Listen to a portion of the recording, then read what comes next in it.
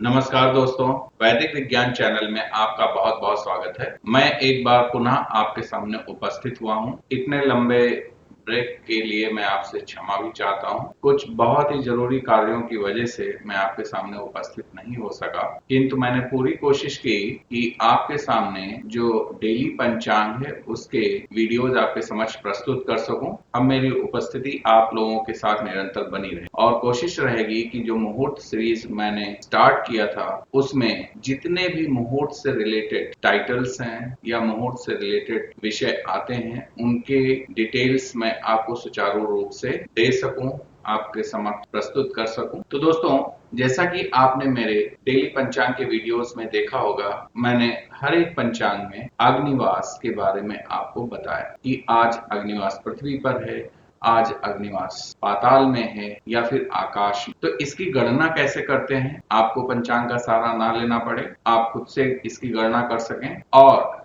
इसका क्या मतलब, इसका फल क्या होता है, वो मैं आपको आज बताने वाला हूं। आपसे गुजारिश है कि अगर आपको मेरा वीडियो अच्छा लगे तो जरूर आप मेरे वीडियो को लाइक कीजिए और सब्सक्राइब, और जितना ज्यादा से ज्यादा हो सके आप शेयर कीजिए। तो आइए शुरू करते हैं अग्निवास के बारे में। तो दोस्तों, अग्निवास की गणना कैसे करें? तो शास्त्रों के अनुसार आप ये देखते हैं कि घर में आप कोई यज्ञ करते हैं, कोई हवन करते हैं, कोई विशेष पूजा करते हैं जिसमें हवन जरूर किया जाता है। नवरात्रि में आप हवन करते हैं तो हवन में अग्नि की विशेष भूमिका होती है और अग्नि के बिना हवन संभव नहीं हो सकता। इसीलिए अग्नि का वास कहाँ पर है? जैसे हम लोग पृथ्वी पर है तो जो चीजें या जो सामग्री पृथ्वी पर अवेलेबल है, यहाँ पर जो हमें सुचारू रूप से मिल जाती है उनका हम उपयोग करते हैं, और जो यहाँ पर अवेलेबल है नहीं उसको हम कैसे लाएं? तो इसी तरह अग्नि का वास भी हम देखते हैं कि पृथ्वी पर है या फिर कहीं और है, किसी अन्य जगह पे। तो अग्नि का वास जानने के लिए हमें उसकी गणना करनी पड़ेगी, उसकी कैलकुलेशन करना पड़ेगा। तो दोस्तों, अग्नि का जो वास होता है वो तिथि और दिन के हिसाब से कैलकुलेट किया जाता है। जैसे आज की अगर हम बात करें तो आज 21 जून है। 21 जून को आज चतुर्दशी तिथि है, तो चतुर्दशी तिथि शुक्ल पक्ष की चतुर्दशी तिथि है और आज दिन है शुक्रवार। तो ये दो चीजें आपको पता होनी चाहिए, ठीक है। अब इससे हम क्या करेंगे, कैलकुलेट करेंगे अग्नि का वास कहाँ पर है, और अग्नि का वास पृथ्वी पर है तो सकारात्मक होगा, या फिर आकाश में है तो सकारात्मक होगा, या फिर पाताल में है तो सकारात्मक। तो अग्निवास की गणना के लिए हमें तिथि और दिन दोनों का पता होना बहुत जरूरी है। अगर आपको नहीं पता है तो आप हमारे डेली पंचांग से तिथि और दिन का पता कर सकते हैं। तो दोस्तों, जैसा कि मैंने बताया कि गणना करने के लिए आपको तिथि पता होनी चाहिए, और तिथि शुक्ल पक्ष की है या फिर कृष्ण पक्ष की, उसके हिसाब से उसके नंबरिंग आपको करनी है। तो यहाँ पर जैसे मैंने आपको बताया है कि शुक्ल पक्ष की जो प्रतिपदा तिथि है उसको हम 1 काउंट करते हैं, शुक्ल पक्ष की द्वितीय तिथि को 2 काउंट करते हैं, तृतीय तिथि को 3, चतुर्थी को 4, शुक्ल पक्ष की पंचमी को 5, और ऐसे करते करते जब पूर्णिमा आती है तो उस पूर्णिमा कौन सी तिथि होती है? 15वीं तिथि होती है, तो उसको हम कौन सा नंबर देते हैं? 15 नंबर देते हैं। फिर उसके बाद कृष्ण पक्ष स्टार्ट होता है, तो कृष्ण पक्ष की जो प्रतिपदा तिथि होगी उसको फिर 16 नंबर, उसी के काउंटिंग में कृष्ण पक्ष की द्वितीय तिथि को 17 नंबर एंड सो ऑन। जब अमावस्या आती है तो 30वीं तिथि हो जाती है, ठीक है। तो आपको नंबर्स याद रखने हैं कैसे, शुक्ल पक्ष की प्रतिपदा तिथि से आपको काउंटिंग स्टार्ट करनी है, पूर्णिमा को 15 कहना है, और कृष्ण पक्ष की प्रतिपदा 16वीं तिथि हो जाएगी, कृष्ण पक्ष की अमावस्या 30वीं तिथि हो जाएगी। तो 1 2 3 4 5 इसी सीक्वेंस में आपको याद रखना। दिन का पता होना चाहिए, तो दिन आपको पता है कि संडे से लेकर के सैटरडे तक होता है। आप कहेंगे मंडे से हम संडे कह सकते हैं, लेकिन यहाँ पर हम संडे से काउंटिंग स्टार्ट करेंगे। तो संडे को 1, Monday 2, Tuesday 3, Wednesday 4, Thursday 5, Friday 6 और सैटरडे 7। तो 7 दिन होते हैं। काउंटिंग कहां से स्टार्ट करेंगे? संडे यानी कि रविवार से।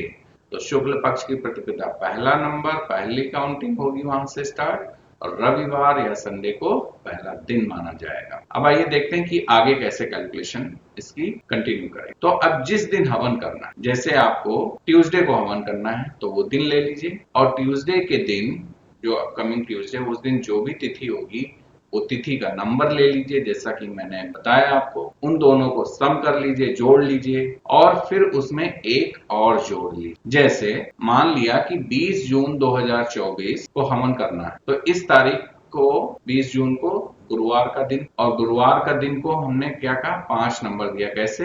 रविवार को हमने 1, सोमवार को 2, मंगलवार को 3, बुधवार को 4 और गुरुवार को 5। तो हमने इसलिए यहाँ पर 5 लिखा हुआ है। और उस दिन त्रयोदशी तिथि थी शुक्ल पक्ष की, तो शुक्ल पक्ष की त्रयोदशी तिथि का मतलब है शुक्ल पक्ष की प्रतिपदा से 1 स्टार्ट करना है, तो त्रयोदशी मतलब 13वीं तिथि है, तो उसको 13 नंबर। तो हमने गुरुवार 5 और त्रयोदशी 13 को जोड़ दिया, 18 आया, 18, उसमें एक और जोड़ दिया, कितना आ गया, 19। ये हमें जोड़ निकाल लेना है, टोटल इसको हमें निकालना। अब जो भी हमारे पास टोटल आया इसको हमें 4 से डिवाइड कर देंगे। तो इसको आप 4 से डिवाइड करेंगे, तो 4 से हमने डिवाइड किया तो 19 डिवाइडेड बाई 4, 4 4 जा 16, रिमाइंडर कितना आया, शेष कितना बचा, तो 4 से 19 को हमने भाग दिया, 4 इंटू 4 16, कितना बचा, 3। अब अगर रिमाइंडर 0 आता है या 3 आता है तो उस दिन हम कहेंगे अग्निवास पृथ्वी पर होगा। अगर शेष यहाँ पर 1 आता तो हम कहेंगे अग्निवास आकाश में, और अगर शेष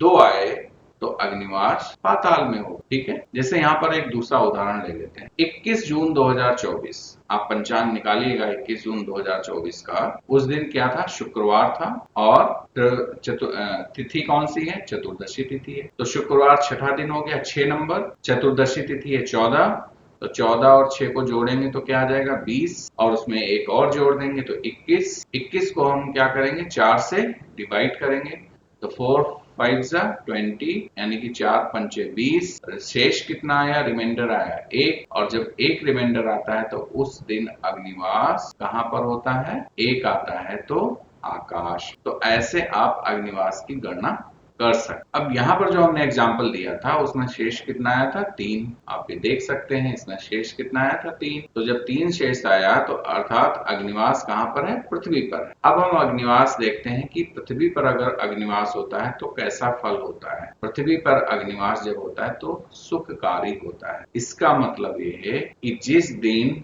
जिस तिथि को आप यज्ञ हवन करने जा रहे हैं उस दिन आपको देखना है कि अग्नि का वास पृथ्वी पर होना बहुत जरूरी है। वो आपको मल्टीपल यानी कि कई गुना फल देगा। अगर स्वर्ग में अग्निवास तो उसको अशुभ माना गया है, प्राणनाशक माना गया। इसलिए जिस दिन आप हवन करने जा रहे हैं उस दिन देख लें कि कहीं अग्नि का वास स्वर्ग में तो नहीं। अगर अग्नि का वास पाताल में है तो धन नाशक माना जाता है, यानी कि जिस दिन आप हवन करने जा रहे हैं उस दिन अग्नि का वास पाताल में नहीं। तो आप अग्निदेव का वास जरूर चेक करें और उसके अनुसार ही हवन संपन्न करें। इसलिए यहाँ पर आप अग्निवास का फल देख सकते हैं कि हवन करना तभी उचित है जब अग्निवास पृथ्वी पर हो। तो दोस्तों, मैं आशा करता हूं कि आपको आज का वीडियो अच्छा लगा होगा। आज के वीडियो में जो मैंने अग्नि के वास के बारे में जानकारी दी है वो आपको अच्छे से समझ में आई होगी। अगर आपके कोई क्वेरीज हैं